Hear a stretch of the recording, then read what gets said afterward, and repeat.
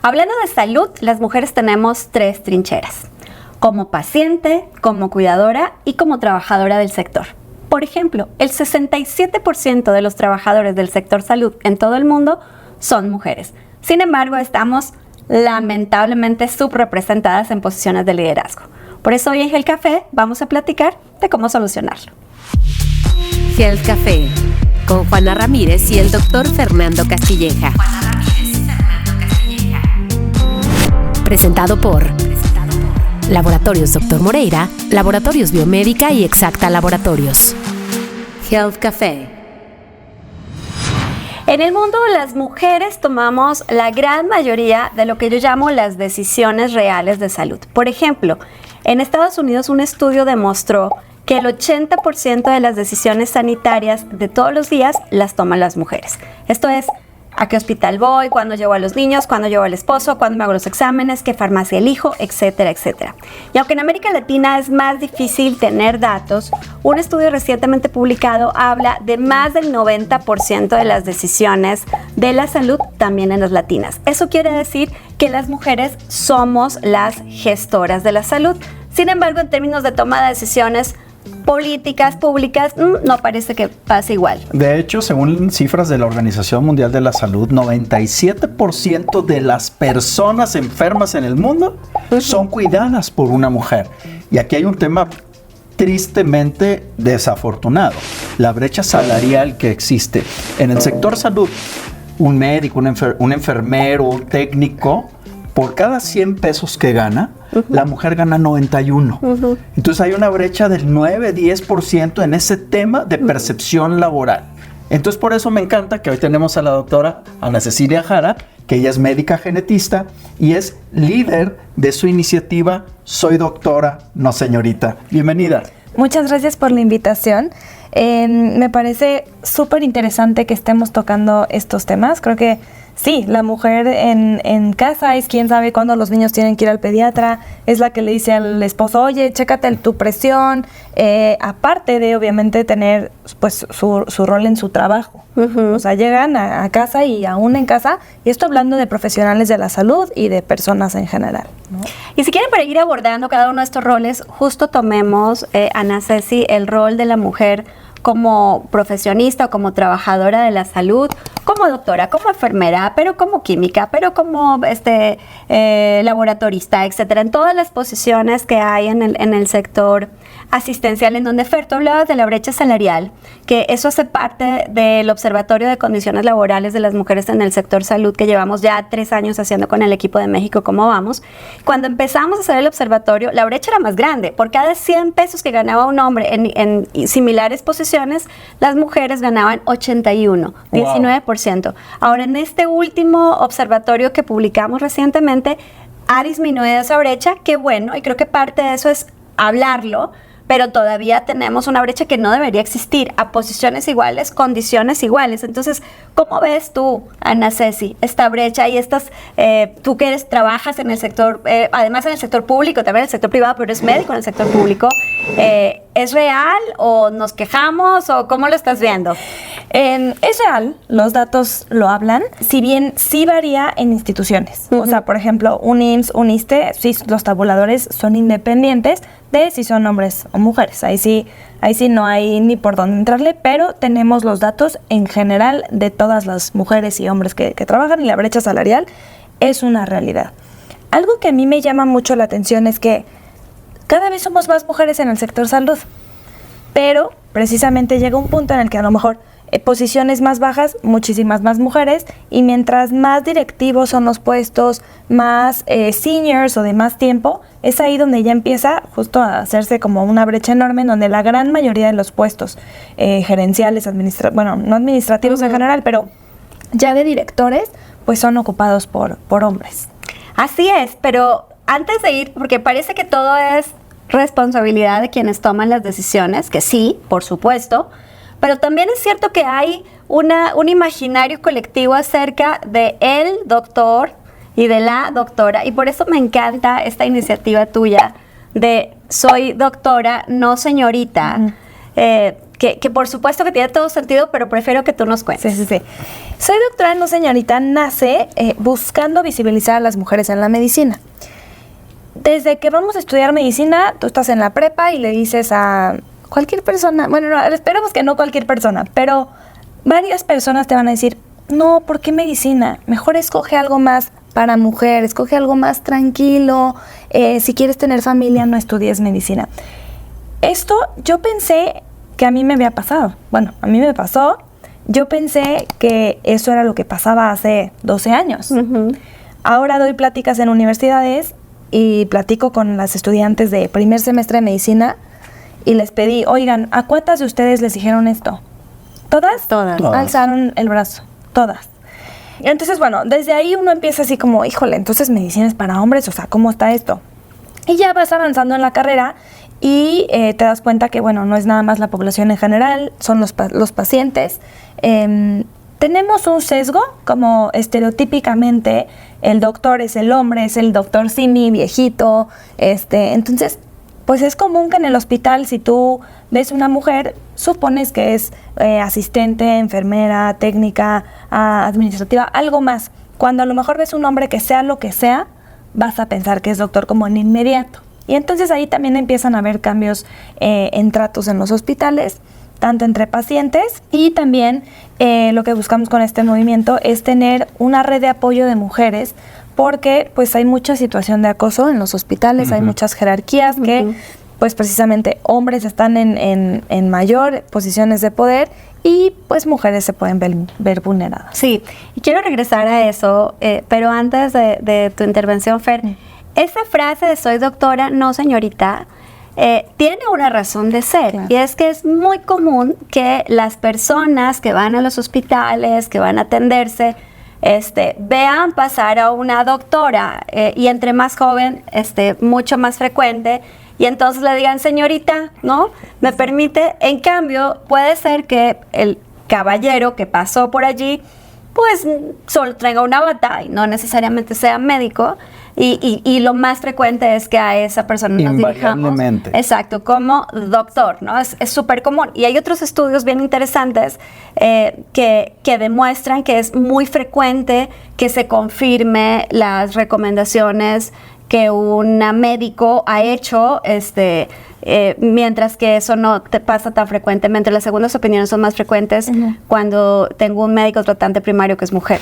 Y de hecho recientemente salió una publicación donde las cirugías operadas por mujeres tienen mejor perfil de seguridad y menos complicaciones en el largo plazo que las cirugías hechas por hombres. Sí. En un gran journal sí. Hace 2 meses. O sea, es una publicación muy reciente replica algo que ya se había visto en administración también y en liderazgo. Uh-huh. Que empresas lideradas por mujeres tienden a ser más eficientes, menos costos, gastos y más controladas, ¿no? Y en salud ya salió un paper publicando eso. Ahora, sobre el tema de cómo te perciben en un hospital, te percibe la gente y te dice, señorita, ayúdeme con esto, tal, ¿no?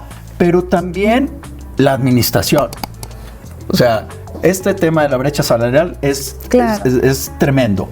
Pero un tema tiene que ver con la informalidad. En salud, la informalidad o los trabajos informales suelen ser alrededor del 20%, comparado con el 50% general en México. Uh-huh. Pero hasta ahí hay diferencias. Las mujeres trabajan en la informalidad en el sector salud alrededor del 20%, poco más del 20%, y los hombres el 15%. Esto tiene una trascendencia más allá de la fuente del negocio, uh-huh. sino que las mujeres que trabajan en la informalidad en el sector salud están desprotegidas. No tienen acceso a beneficios, no tienen acceso a seguro de retiro, a temas de seguridad en general. Entonces, creo que sí es un tema que tenemos que poner siempre en la mesa. ¿Cómo lo ven? Con esto te refieres a cuidadoras, por ejemplo. Cuidadoras, pues sería un enfermeros que hacen trabajo Ajá. fuera de su trabajo dentro del hospital. ¿Para qué? Para completar la quincena. Uh-huh. Y que se van a cuidar un viejito en la esquina de una casa de no sé dónde. Ese trabajo pues ya no está retribuido no dentro de la... Exactamente. Sí, precisamente. Y sin duda lo vemos más en mujeres. O sea, los hombres salen del trabajo y se irán a lo mejor también estamos jugando un poco a estereotipos, no quiero caer en eso, pero pues sí, son estereotipos de la mujer cuidadora, la mujer empática, que pues sale del trabajo y tiene que llegar precisamente a cuidar a lo mejor un segundo turno, o a cuidar a los abuelos o a los niños enfermos. Y ahí, porque sé que mucha gente que nos escucha o que nos ve trabaja dentro de los hospitales, es bien paradójico pensar que los hospitales, que son instituciones promotoras de la salud, cuidadoras de la salud, que trabajan por recuperar la salud, pareciera que son lugares muy poco saludables para trabajar, y que particularmente con las mujeres más, porque un hospital por definición es una institución que nunca cierra, ¿no? Y entonces donde los turnos nocturnos, los dobles turnos y todas esas cosas son bastante comunes. Y entonces en el grupo de mujeres en donde ya sabemos que está recargado lamentablemente el cuidado de los hijos, el cuidado de los enfermos, etcétera, pues esos hospitales, que yo sepa, y si hay alguno de los que nos están viendo, escuchando, que sí tienen, por ejemplo, guarderías para los hijos de las enfermeras, pues escríbanos, porque nos encantará conocer esa historia, pero la realidad es que no. Entonces, en parte, eso hace que la mujer que tendría oportunidades de crecimiento en el sector dice, no, porque a qué horas, eso me va a requerir más tiempo, y yo tengo estas otras dobles jornadas en casa que además no son remuneradas, versus los hombres que por estos mismos estereotipos, lamentablemente, pues sí pueden dedicarle más tiempo y tomar más tiempo para el trabajo. Claro. Yo quisiera ahora cambiar un poquito la perspectiva. Ya platicamos un tema de la parte laboral.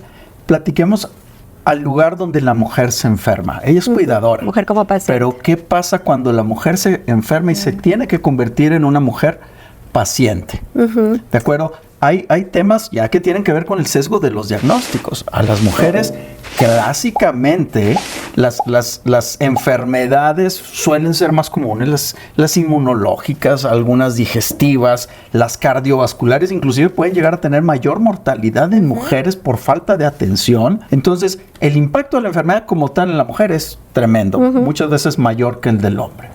Pero luego también tienen que ver el tema del retardo en el diagnóstico. Así es. Total. O sea, en infarto lo hemos platicado en otro episodio de Health Café, donde decimos la mujer se infarta más porque se atiende más tarde. Sí. Y un estudio publicado también en Inglaterra, con más de 18,000 pacientes y un seguimiento bastante largo, demostró que en mujeres, particularmente cáncer de mama, cáncer de colon, cáncer de pulmón, el diagnóstico está más tardío en las mujeres que en los hombres.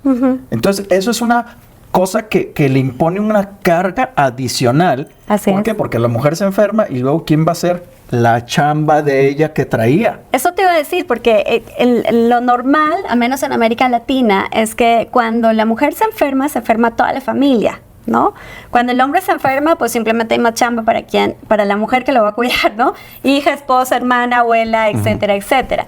Pero esto que dices sobre el estudio de Inglaterra, que es súper interesante, porque pareciera que estamos hablando todo el tiempo de la TAM y que luego estamos diciendo todo el tiempo que en México, pero en realidad esto es un asunto global, y si es un asunto global, entonces merece atención y merece poner en la mesa permanentemente para que lo podamos cambiar, porque tú citabas ahorita este tema en Inglaterra, pero igual hay varios estudios en Estados Unidos que demuestran lo mismo, ¿no? Que demuestran que el abordaje, por ejemplo, de infarto a miocardio es diferente en los hombres que en las mujeres, y eso hace que se genere una mortalidad innecesaria mayor en el caso de las mujeres. Hay otros estudios que hablan justo de cómo cuando las mujeres se quejan de dolor o se quejan de palpitaciones o se quejan de ciertas cosas, es mucho más frecuente que se supongan como una situación emocional y no como algo que merece clínicamente ser atendido. ¿Tú cómo lo ves, Ana? ¿Si has vivido en el hospital estas situaciones? Claro, totalmente. Y ahí sí tenemos datos para aventar. O sea, durante mucho tiempo únicamente se estudiaban a los hombres porque la mujer tiene el ciclo menstrual y decían, está muy complicado, no nos metemos. Pero eso entonces nos lleva ahorita a esa brecha que existe en infarto agudo a miocardio. O sea, los síntomas de un infarto que conocemos como típicos o comunes son los de los hombres. Así es. Y ahora resulta que los síntomas que tenemos la gran mayoría de mujeres ante un infarto se llaman atípicos. Ese es un ejemplo que también vemos, y precisamente mayor mortalidad en las mujeres más jóvenes afectadas por infarto. Otro ejemplo terrible es la endometriosis. La endometriosis tienen una media para llegar a un diagnóstico de 7 a 9 años y es una enfermedad que afecta a muchísimas mujeres en el mundo y que todavía pues no entendemos ni por qué. Y creo que esto viene de muchos años que se ignoró. Era como, no, aguántate, los cólicos son normales, estás loca. La teoría de endometriosis también en algún punto fue que eran mujeres que rechazaban su fertilidad o que rechazaban que querían tener un hijo. Entonces incluso hasta se castigaba, emocionalmente a las mujeres. Es algo que tenemos que ver, que afortunadamente ahorita ya está cambiando, los estudios ya se están haciendo en hombres y en mujeres, igual de en fármacos, pero pues venimos arrastrando cientos de años con estudios solamente. Cientos de años, exacto. Sí. Todavía no tenemos paridad en disciplinas STEM en donde tengamos el mismo número de hombres que mujeres en investigación, y claro que sigue siendo clara la evidencia acerca de cómo se resuelven cosas incluso con la anatomía masculina. Yo siempre les pongo este ejemplo tan claro, ¿no? No vamos a comprar batas unisex, ¿no? ¿Qué es una bata unisex? Es una bata para hombres que las mujeres ven cómo se la ponen, que se pongan la chiquita, ¿no? Pero y así de eso podríamos hablar de otros dispositivos, catéteres, cosas que en realidad no se hacen para la anatomía femenina, sino que se generaliza y pues todos que se pongan lo que como haya en respecto a la anatomía masculina. Y en este tema de los cuidadores, tan importante regresar al hecho de que hay estimaciones muy serias que hablan de que si las jornadas de cuidado fueran remuneradas, esto tendría un impacto del 20% sobre el Producto Interno Bruto del país. Entonces estamos hablando de muchas horas no remuneradas, y sigue siendo como tan natural que si alguien de la familia está enfermo, pues entonces vamos a buscar a la tía, la hermana, la prima, que son las que tienen que cuidar por definición. Y además hay que decirlo, el trabajo de cuidar es un trabajo muy complicado. Pero Ana Ceci, no me quiero ir sin que regresemos al tema de soy doctora, no señorita, para hablar de las cosas a las que las mujeres trabajadoras y pacientes en los hospitales se tienen que enfrentar. Porque no es menos cierto que sí hay temas de acoso, de abuso, que tú misma, y perdóname, pero ya hemos tenido otros espacios de conversación, que tú misma viviste en la residencia. ¿Nos lo quieres compartir? Sí, yo creo que todas hemos vivido algo similar. Yo también compartiendo con mis amigas, si se quieren meter a la página de soydoctoranoseñorita.com, van a ver miles de testimonios, y yo le platicaba a Juana de una ocasión que yo estaba en el internado y pues llegó un residente a decirme, ¿sales conmigo o te dejo guardada? Que cuando te dejan guardado, pues es que no sales del hospital lo mejor en una semana. Sí. Obviamente, o sea, si en ese momento yo le hubiera dicho a alguien, me hubieran dicho como, es broma, ¿no? O sea, es de broma en broma, no te lo tomes tan en serio, ya saben. Y bueno, yo no tuve con quién ir. Para esto soy doctora, no señorita, para que cuando estén en ese tipo de situaciones, sí poder alzar la voz y decir, a ver, esto no está bien. Yo en mi miedo, pues dije, bueno, pues está bien, ¿no? Salí con él. No pasó nada, gracias a Dios. Pero, pues yo me quise ahorrar problemas. Dije, a ver, si le digo que no solo me van a dejar guardada, me van a hacer la vida de cuadritos. Y pues a eso te orillan. Finalmente, también los internos son, pues no eres ni estudiante ni trabajador, que eso también es para otro tema, igual los residentes, entonces no tienes nadie que realmente te proteja. Que ese es un tema del que tenemos que hablar. Sí, hay que en otra ocasión, porque es un gran tema el de los pobres. Sí, esa zona gris horrible, sí. Así es. Y sí, bueno, existen muchísimas situaciones de acoso, de misoginia en el hospital, que pues para eso estamos también. Y bueno, aquí yo tengo que ser muy claro que tanto Juana como Ana Ceci son impulsoras de la justicia y de la ganancia y de todo, del buen entorno dentro del entorno de la salud, pero particularmente para la mujer, ¿no? Ambas están haciendo un gran esfuerzo. Soy doctora, no señorita, es un gran esfuerzo para visibilizar el problema, para ponerlo en la mesa como una herramienta de comunicación, pero también de soluciones, ¿verdad? Para estas mujeres que se sienten que están diariamente con el peso de la desventaja, ¿no? Ante una tribu machista, ¿no? Que existe y que está ahí con más de 2 millones de followers, pues ya es un ejercicio profundo social. Es una gran voz. Y Juana, con tu ejercicio, ya, a ver, del observatorio del que ya platicamos, donde han salido datos importantes que has compartido con muchas audiencias, no nada más para la concientización, sino para la toma de decisiones, ¿no? Y luego además con tu ejercicio de medicina con M de Mujer, donde ya viene nuevo proyecto, donde ambas ya participaron. Creo que son voces consolidadas y representativas de lo que ya debe ser la normalidad de la conversación. Absolutamente, no se trata de una campaña en contra de los hombres, para nada.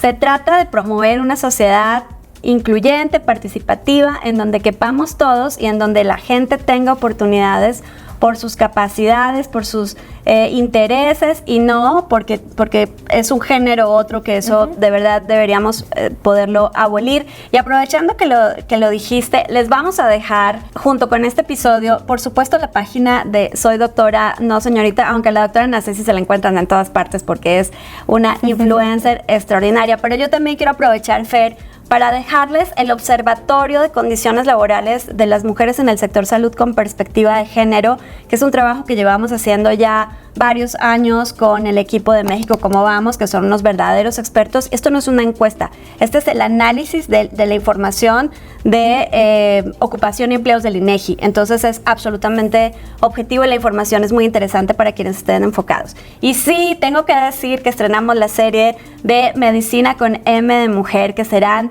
22 episodios dedicados a 22 mujeres que de diferentes perspectivas, labores, expertices participan en la salud, porque creo que hay que seguir contando esa historia. Y además emocionadísima porque el episodio estelar pues es con la doctora Ana Ceci, así que no se lo pueden perder. Muy bien, pues muchas gracias por acompañarnos en este episodio dedicado a hablar de diversidad, de inclusión, de tener un mundo en el que todos tengamos las mismas oportunidades. Fer, ¿dónde te encuentran? Como Fernando Castilleja en todas las redes. Ana Ceci, ¿a ti? Como doctora Ana Ceci en todas las redes. A mí ya saben que me encuentran como Juana Ramírez o Juana Ramírez Oír. Nos vemos el próximo miércoles para hablar de salud aquí en Health Café. Health Café. Presentado por Laboratorios Dr. Moreira, Laboratorios Biomédica y Exacta Laboratorios. Health Café.